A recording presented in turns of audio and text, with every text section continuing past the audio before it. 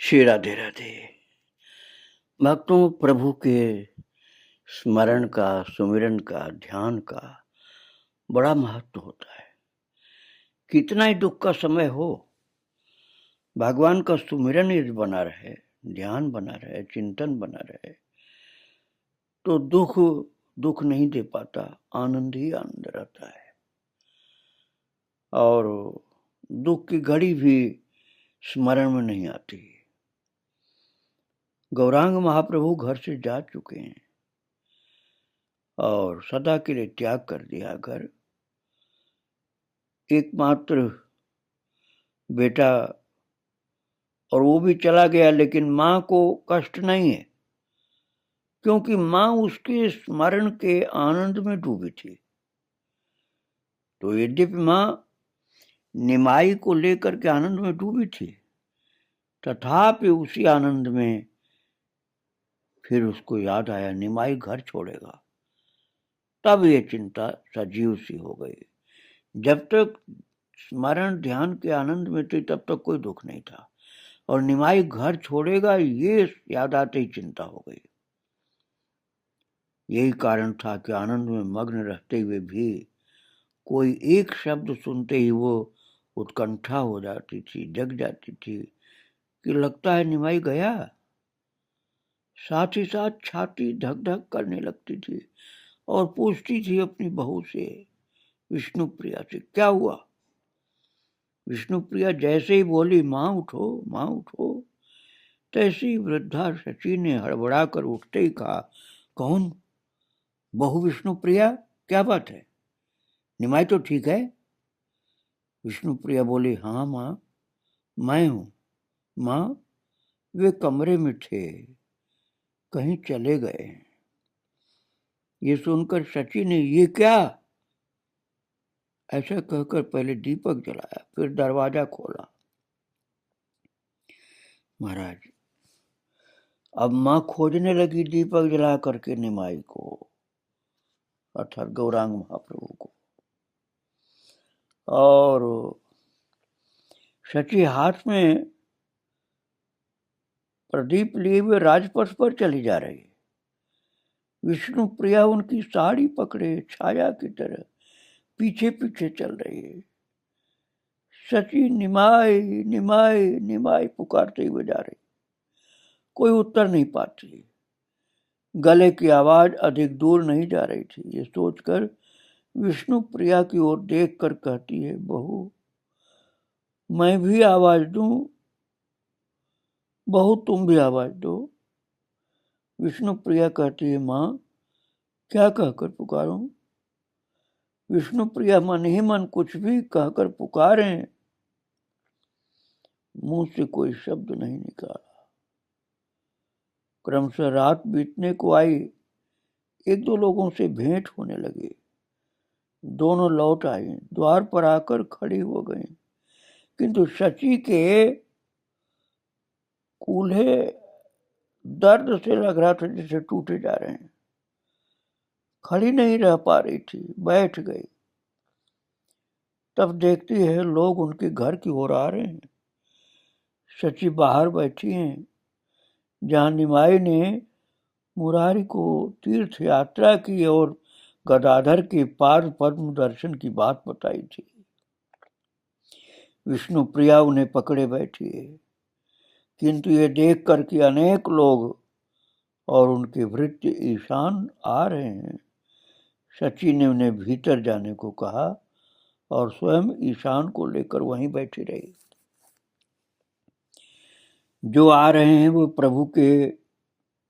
वे सभी प्रभु के भक्त हैं। उनका नियम था कि सुबह गंगा स्नान कर प्रभु के दर्शन कर अपने घरों को लौटते।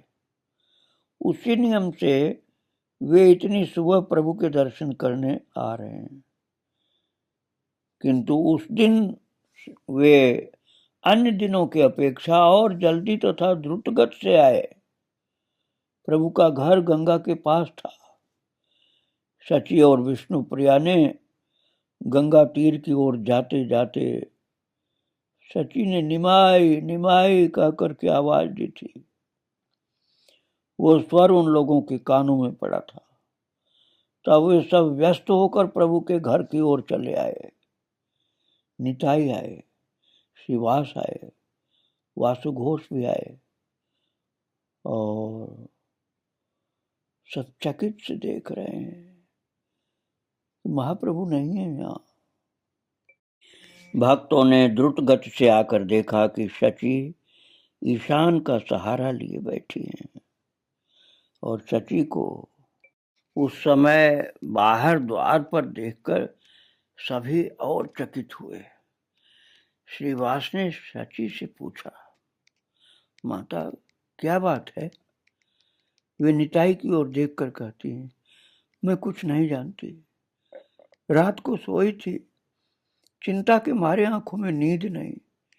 निमाई कब क्या करे। बहू रानी ने आकर बुलाया, चौंक कर उठी और दीपक जला करके सारा घर तलाशा।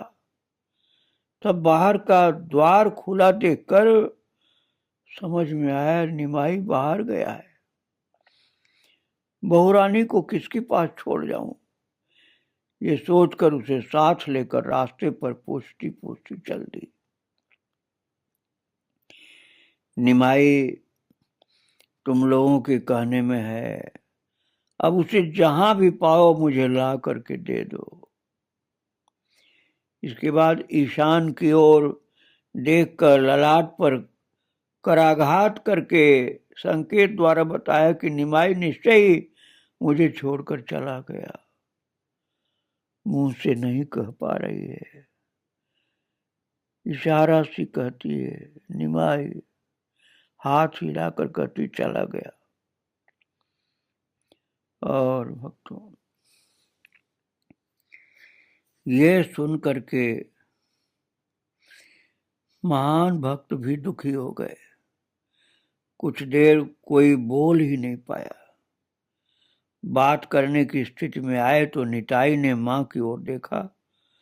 देखकर जाने क्या सोचा, फिर दृढ़ प्रतिज्ञ होकर के कहा, मां परेशान क्यों हो, मैं तुम्हारे पुत्र को लाकर तुमसे मिलवा दूंगा, प्रतिज्ञा करता हूं। वे मां को सांत्वना देकर संतों के साथ थोड़ी दूर जाकर परामर्श करने लगे। बोले, तुम लोग क्या सोचते हो? श्रीवास ने कहा, मन को धोखा देने से क्या लाभ। मेरा विश्वास है प्रभु ने वास्तव में हमेशा के लिए अपना घर छोड़ दिया। सब फिर चुप हो गए। जैसे सर्वनाश होने पर मन का भाव होता वैसे ही सबका हो गया। सभी सोचने लगे अब मर जाएं तो ठीक। एक व्यक्ति ने कहा, प्रभु शून्य नदिया में रहने की और आवश्यकता नहीं, मैं तो बाहर चला, सारी पृथ्वी तलाश करूंगा, वे जहां होंगे वहां जाऊंगा। घर ला सका तो अच्छा, नहीं तो उनके साथ रहूंगा। इस पर सभी बोल उठे, मेरी भी यही बात है, हम भी उनके साथ रहेंगे। फिर परामर्श चला। किसी ने कहा, प्रभु निश्चय ही संन्यास लेने के लिए गए हैं, इसलिए भारतवर्ष में संन्यास के जो जो प्रसिद्ध स्थान हैं संभवतः उन्हीं में से कहीं गए। वहां तलाश करें तो पा सकते हैं। आओ हम लोग उन सब स्थानों को बांट लें, कोई वृंदावन, कोई नीलाचल, कोई वाराणसी, कोई पांडुपुर जाएं। इस तरह स्थान बांट लेने से तलाश करने में सुविधा होगी। निताई बोले, यही उत्तम युक्ति, वही यही पर हम लोग विचार जो कर रहे हैं यही उत्तम युक्ति है।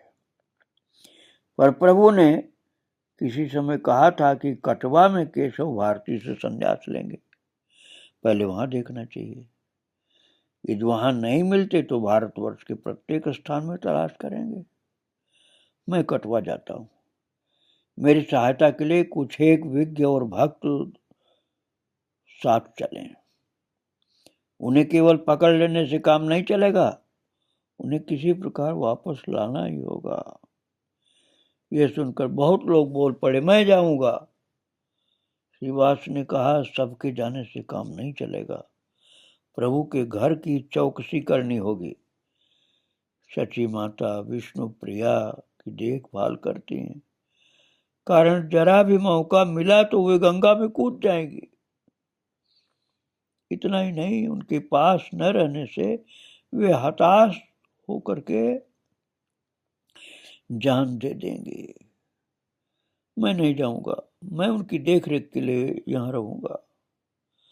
बाद में यदि कहीं से कोई समाचार मिला तो क्या करना है, ये परामर्श करने के लिए अनुभवी आदमी की आवश्यकता होगी।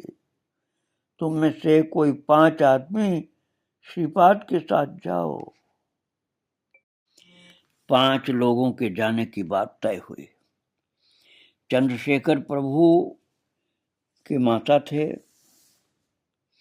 प्रभु अर्थात गौरांग महाप्रभु के मौसा थे चंद्रशेखर, तो पितृस्थानीय और प्रभु के गौरव के भी पात्र थे, इसलिए नाना कारणों से उन्हें जाना पड़ा।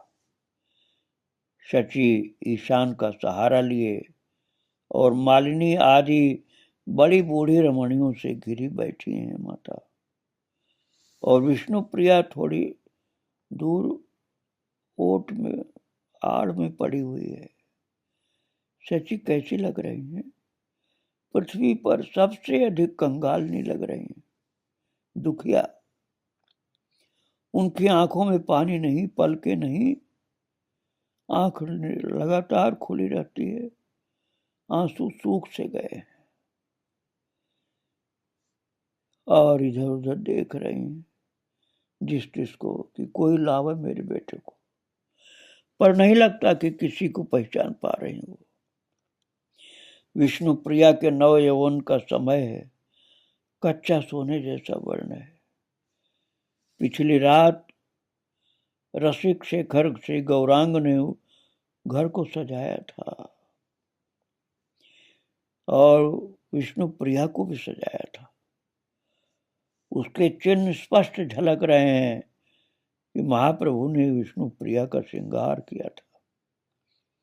मस्तक पर वही भंगिमा युक्त वेणी है, चेहरे पर अलका के चिन्ह भी जैसे थे वैसे ही हैं।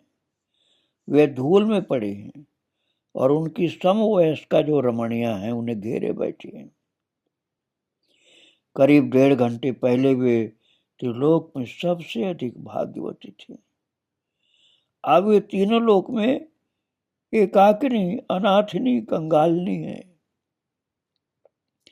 थोड़ी देर पहले सब कुछ था, अब कुछ नहीं है। आशा तक चली गई। निताई संतों के साथ परामर्श कर पुनः वहां आए। आकर शची माता से और विष्णु प्रिया को सुनाते हुए बोले,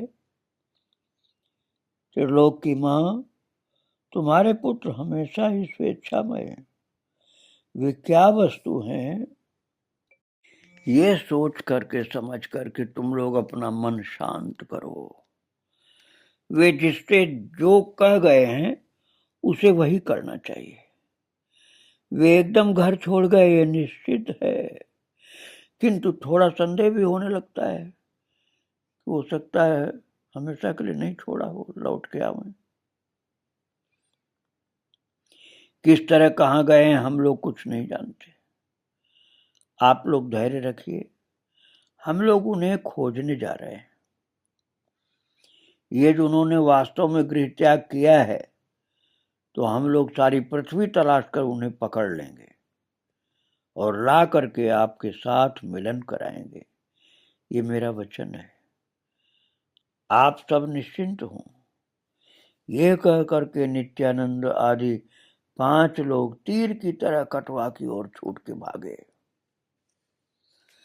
और उधर गौरांग महाप्रभु शीत में भीगे वस्त्रों में विद्युत गति से कटवा की ओर जा रहे हैं।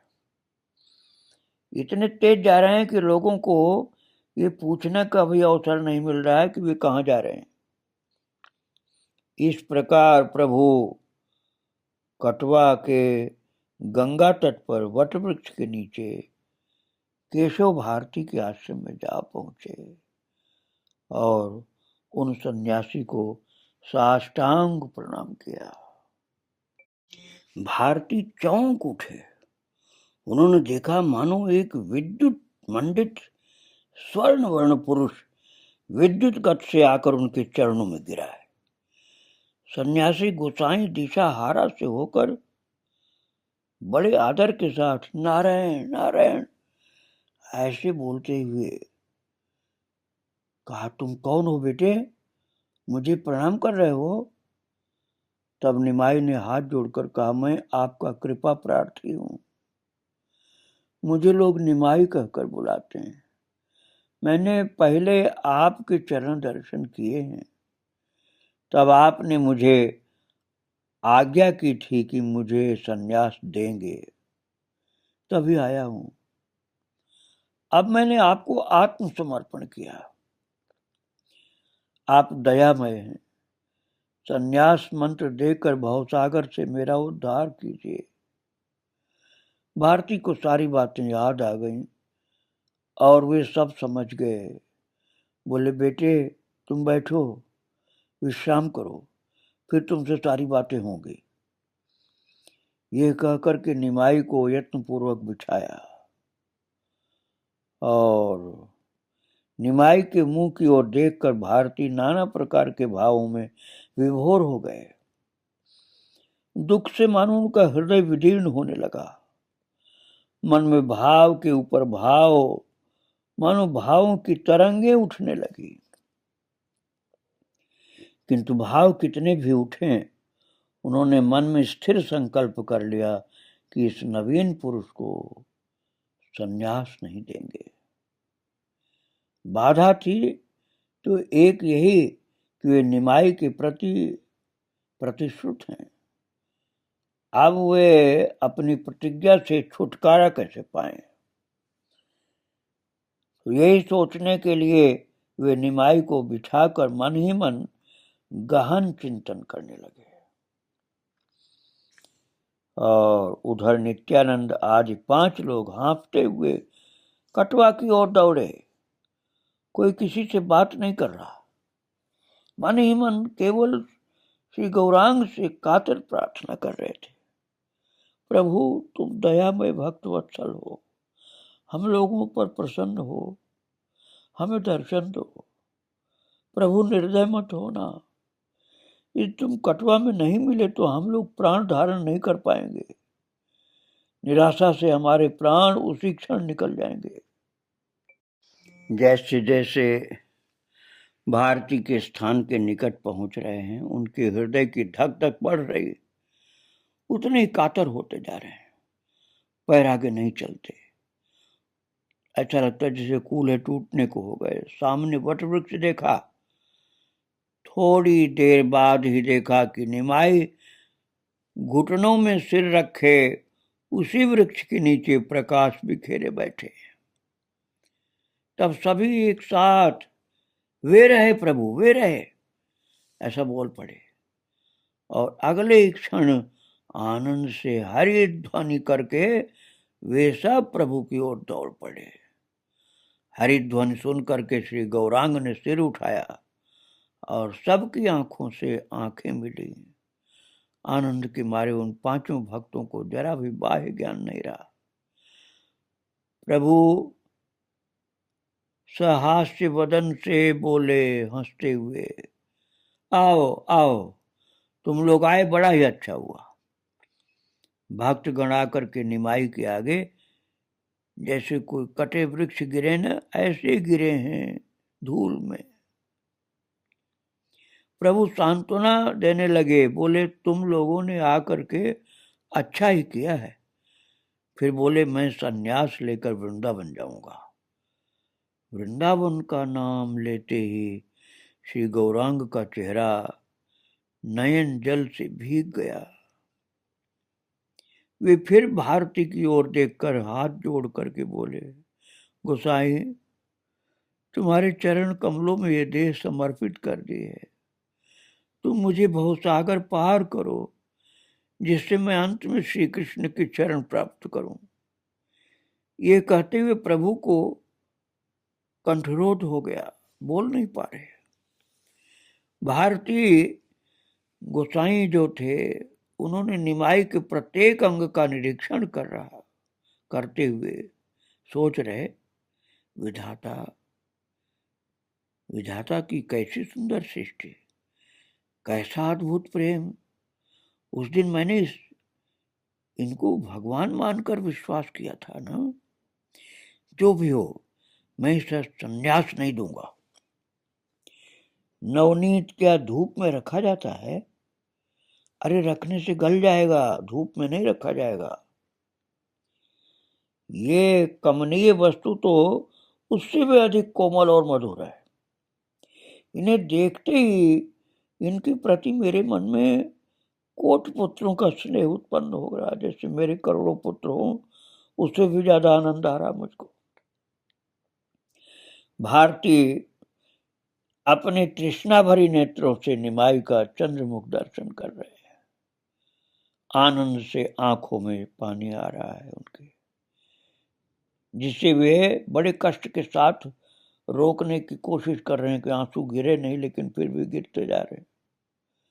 और तभी याद आया कि इनकी मां है, नव यौवना पत्नी भी है।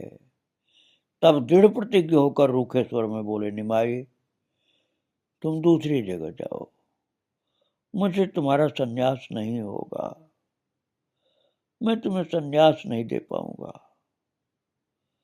भारती का स्थान गंगा जी के किनारे घाट के पास। उस रास्ते लोग आ जा रहे हैं और वृक्ष के नीचे एक अपने आंखों से सुंदर दृश्य देख रहे हैं। देखते हैं कुछ एक उदासीन लोग भी हैं। चंद्रशेखर को छोड़ और सभी उदासीन हैं। किसी का पूरी तरह सन्यासी वेश भी है। उनके बीच में बैठी है एक अद्भुत छवि, गौरांग महाप्रभु विराजमान है, एक अद्भुत दृश्य के रूप में। श्री निमाई को देखते ही मन में एक भाव जगता। वो भाव ये कि ये कौन है, क्या है, ये क्या मनुष्य जाति के हैं कि कोई देवता तो नहीं है। फिर बोध होता कि ये मनुष्य से बड़ी जाति से उत्पन्न हुए हैं, कोई देववंशी होंगे। पर ऐसा मनुष्य उन्होंने और कभी देखा नहीं। मनुष्य का ऐसा कच्चे सोने जैसा वर्ण, ऐसे निर्दोष सुललित अंग प्रत्यंग, ऐसी लावण्यमयी भंगिमा, ऐसे सुचार चिक्कण केश, ऐसे कमल नयन, ऐसा परिसर वक्ष, ऐसी आजानुलंबित भुजाएं, ऐसी क्षीण कटी, ऐसे सिंदूर मंडित ओष्ठ करतल और पदतल, ऐसे सुदीर्घ देह कभी दर्शन नहीं हुए। लोग आमतौर पर चंद्रमा के साथ मुख की तुलना किया करते हैं, पर ये कब कौन विश्वास करता कि मनुष्य का मुख चंद्रमा के, पूर्णिमा के चंद्रमा से भी अधिक सुंदर मनोहर हो सकता है। मनुष्य का ऐसा तेज हो सकता है, अर्थात किसी को देखते ही मन की प्रकृति एकदम बदल जाती है, ये वे लोग पहले कभी भी विश्वास नहीं करते थे। निमाई का मुख देख करके उन लोगों के चित्त में नाना प्रकार के भाव जगने लगे। पहले समझे कि इस दिव्य छवि के हृदय में मलिनता जरा भी नहीं, इनमें बस गुण ही गुण है। क्रमशः मन में और भी नाना भावों की तरंगें उठने लगी। वे कैसे भाव थे, इसका पता चलता उन लोगों की बातों से। जैसे एक व्यक्ति दूसरे से बोला, इस ब्राह्मण कुमार को देखकर मेरे प्राण रो उठते हैं, मेरा हृदय फट क्यों रहा है। इसी तरह घाट के रास्ते पर लोग खड़े हो जाते हैं। जो घाट पर जा रहे हैं वे और वहां न जाकर वहीं खड़े हो गए। स्नान करके या जल लेकर जो घर जा रहे थे वे भी खड़े हो गए। इस प्रकार वहां भीड़ बढ़ने लगी। जब भारती ने कहा कि वे निमाई को संन्यास मंत्र नहीं देंगे तो श्री गौरांग हाथ जोड़कर बोले, गोसाई आप मेरे निकट बिल्कुल सम्मुख हैं और आप महान हैं, इसलिए कृतार्थ होने आया हूं। भारती ने इस बात का उत्तर पहले से ही सोच रखा था।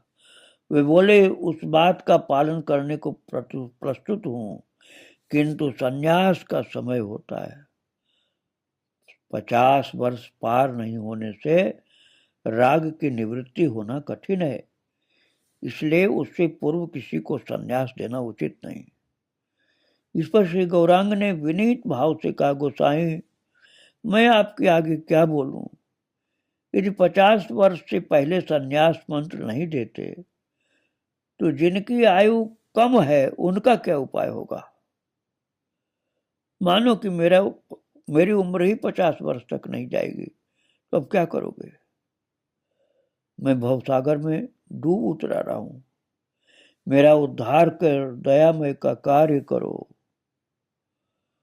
भक्तों, तब भारती बोले, तुम्हारी संतान संतति नहीं हुई, तुम्हारी मां भी है, मैं तुम्हें संन्यास नहीं दे सकूंगा।